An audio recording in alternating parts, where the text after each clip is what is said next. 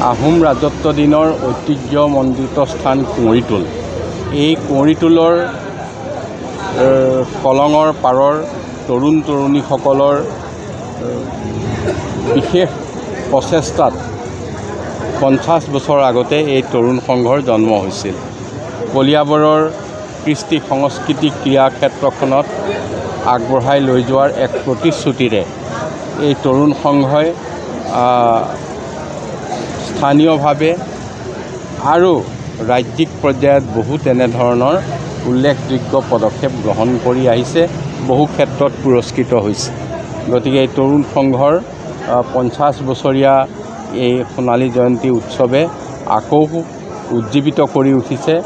আপোনালোকে দেখিছে সকলো ইয়াত যিসকলৰ বিশেষকৈ তৰুণ সংঘৰ লগত জড়িত গোটেই অঞ্চলৰ সকলো য'ত জীয়াৰী বোৱাৰী বিয়া দিয়া ছোৱালী চাকৰি কৰি থকা লোক সকলো আহি আজি কেইবাদিনো ধৰি একত্ৰিত হৈ এই উৎসৱ ভাগি খুব সজীৱ কৰি তুলিছে। আমাৰ কুঁৱৰীটোল তৰুণ সংঘই চাওঁতে চাওঁতে এই 50 বছৰ অতিক্ৰম কৰি গ'ল। এই 50 বছৰীয়া ইতিহাস আৰু আহি থকা ভৱিষ্যত এই সকলোখিনি কথা এই আলোচনা আৰু যাতে এটা সুশৃংখল দিশত আগবঢ়াব পৰা যায় তাৰ উদ্দেশ্যে আমি এই সোণালী জয়ন্তী ভাগ আজি তিনিদিনীয়া কাৰ্যসূচীৰ আয়োজন কৰিছোঁ। ইতিমধ্যে আমাৰ আজি প্ৰথম কাৰ্যসূচী ফ্লেগ হোষ্টিং আছিলে, পতাকা উত্তোলন। এই পতাকা উত্তোলন আমাৰ সোণালী জয়ন্তী উৎসৱ সমিতিৰ আমাৰ সভাপতি মাননীয় কেশৱ মহন্ত ডাঙৰীয়াই ইতিমধ্যে উত্তোলন কৰিলে। তাৰ পৰৱৰ্তী কাৰ্যসূচীলৈ আমাৰ আছিলে আজি স্মৃতি তৰ্পণ অনুষ্ঠান। এই অনুষ্ঠানো আমাৰ ইতিমধ্যে সমাপন হৈছে। ইয়াৰ পিছত আমি আমাৰ আজিৰ দিনৰ কাৰ্যসূচী আছে যে আমাৰ ইয়াত কুইজ কম্পিটিশ্যন, আমাৰ আন্তঃবিদ্যালয় কলিয়াবৰ ভিত্তিত এই কুইজ কম্পিটিশ্যন ইতিমধ্যে এতিয়া আৰম্ভ কৰা হ'ব।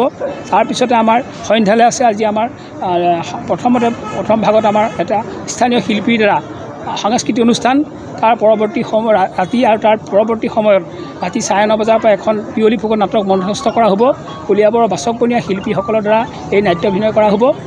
তাৰ পিছদিনা অৰ্থাৎ অহা কাইলৈ 20 তাৰিখে আমাৰ মূল কাৰ্যসূচী মুকলি সভা, সম্বৰ্ধনা অনুষ্ঠান আৰু লগতে স্মৃতিগ্ৰন্থ উন্মোচনৰ সভা আমাৰ কাইলৈ দিনৰ 11 বজাৰ পৰা আৰম্ভ হ'ব। এই সভালৈ আমাৰ অসম চৰকাৰৰ বিশিষ্ট মন্ত্ৰী, উদ্যোগ বিভাগৰ মন্ত্ৰী বিমল বৰা ডাঙৰীয়াক নিমন্ত্ৰণ কৰা হৈছে। লগতে অসম চৰকাৰৰ কলিয়াবৰ সামগ্ৰী সমষ্টিৰ মাননীয় বিধায়ক দীপৰঞ্জন শৰ্মা ডাঙৰীয়াক নিমন্ত্ৰণ কৰা হৈছে।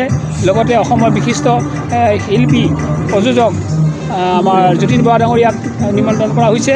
লগতে আৰু কলিয়াবৰৰ বিশিষ্ট ব্যক্তিসকলক কাইলৈ মুকলি সভালৈ আমন্ত্ৰণ জনোৱা হৈছে।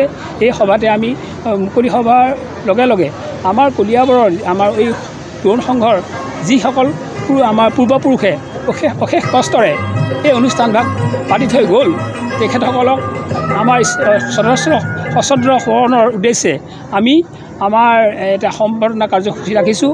আমাৰ তেতিয়াৰ এই লাগি থকা ব্যক্তিসকলৰ ভিতৰত প্ৰায়খিনি ব্যক্তি ইতিমধ্যে স্বৰ্গগত হৈছে আৰু বাকী বৰ্তমান জীৱিত মুষ্টিমেয় কেইজনমান আছে। সেইসকল আৰু প্ৰয়াত ব্যক্তিসকলৰ পৰিয়ালবৰ্গক আমি কাইলৈ সম্বৰ্ধনা জ্ঞাপন কৰিম।